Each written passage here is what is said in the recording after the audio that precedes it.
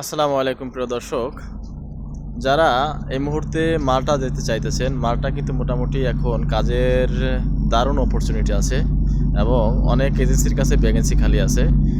যদি আপনার ড্রাইভিং জানেন, যদি আপনার হেভি লাইসেন্সের ড্রাইভিং এটা যদি জানেন আপনি, তাহলে মোটামুটি আপনার বাংলাদেশ থেকে আপনি ট্রাই করতে পারেন। বাংলাদেশে ভালো ভালো এজেন্সি আছে, যাদের সাথে আপনি যোগাযোগ করলে আপনি আলহামদুলিল্লাহ দীর্ঘ 6 মাস হয়তো বা আপনাকে দেরি করতে হতে পারে এবং 1 বছরও লাগতে পারে।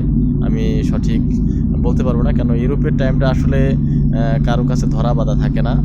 যদি কপালে থাকে তাহলেই যেতে পারবেন, এছাড়া না।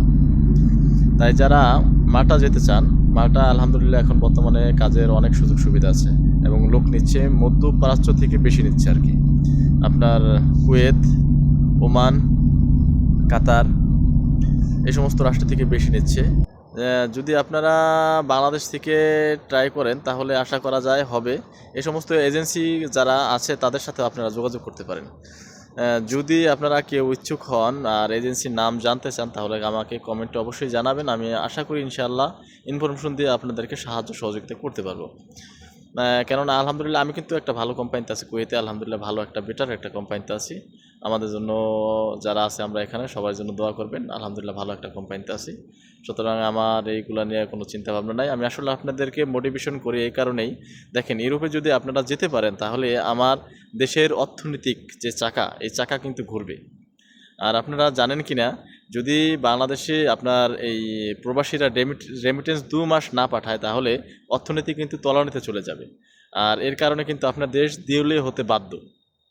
সুতরাং আমার দেশের এই যে তাজা তাজা যে যুবকগুলো আছে তারা যদি রেমিটেন্স আসলে বাংলাদেশে পাঠায় তাহলে আমার দেশের অর্থনীতির চাকা ঘুরে।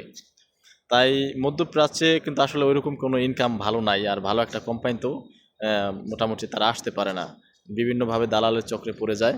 সুতরাং যদি একটু কষ্ট করে হলেও ইউরোপে যাওয়া যায় তাহলে কিন্তু মোটামুটি ভালো কিছু ইনকাম করা যায় এবং টাকাটা আপনার বাংলাদেশে তারা পাঠায়।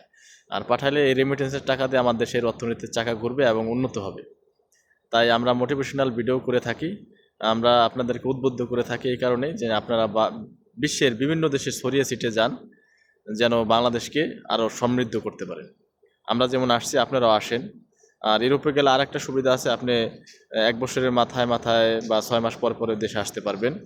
সুতরাং কোনো সমস্যা হওয়ার কথা না। যদি একবার কাগজ পেয়ে যান, গ্রিন কার্ড হয়ে যায়, তাহলে কিন্তু আলহামদুলিল্লাহ মানে প্রবাসের মতো লাগবে না, মনে হবে যে বাংলাদেশে আছি।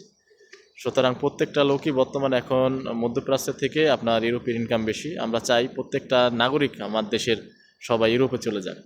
আপনারা কি বলেন? আমি দোয়া করি আপনাদের জন্য। আমি আছি আলহামদুলিল্লাহ, কুয়েতে আছি আলহামদুলিল্লাহ, ভালো আছি, এই কারণে যাচ্ছি না। তো আমার জন্য দোয়া করবেন। সবাই যদি আবার ইউরোপে যায় তাহলে কেমন হবে, তাই না? মধ্যপ্রাচ্য চলা দরকার, কিন্তু ইউরোপে ইনকামটা বেশি, এটা আমরা জানি, কারণ আমাদের ভাই ব্রাদার অনেকেই থাকে। ঠিক আছে, তাই যারা মাল্টা যেতে চান তারা যোগাযোগ করতে পারেন আপনার বিভিন্ন এজেন্সিতে।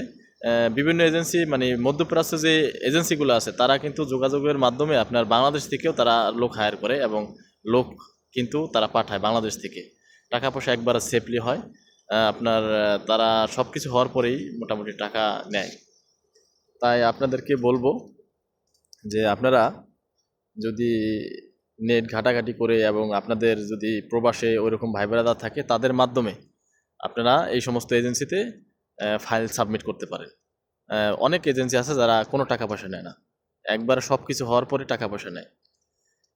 তা ঠিক আছে ভাই, গালাগালি করবেন না। অবশ্যই যদি কিছু জানার থাকে আমাকে কমেন্টে জানাবেন, আমি ইনশাল্লাহ আপনার প্রশ্নের জবাব দিতে পারবো, চেষ্টা করব এবং ভালো একটা এজেন্সির নাম বলে দিতে পারবো। আপনারা যেখান থেকে উপকৃত হবেন, কিন্তু ক্ষতি হবে না আশা করি। ঠিক আছে? আর যদি কোনো রাষ্ট্র নিয়ে আপনার ইনফরমেশন জানার ইচ্ছা থাকে, আমার যদি নলেজে থাকে, আমি আশা করি আপনাকে একটু সময় দিতে পারবো। আসলে দেখেন, আমার কিন্তু আসলে এই এখান থেকে 10 টাকা ইনকাম হয় না। আমি জাস্ট আপনাদেরকে ইনফরমেশন দিই এই কারণেই, আমি দেশকে ভালোবাসি, দেশের মানুষকে ভালোবাসি। প্রত্যেকটা মানুষ যদি মনে করেন স্বাবলম্বী হয়ে যায় আমার কাছে ভালো লাগবে, এটাই, আর কিছু না। ঠিক আছে, তাই ভালো থাকবেন। আল্লাহ হাফেজ।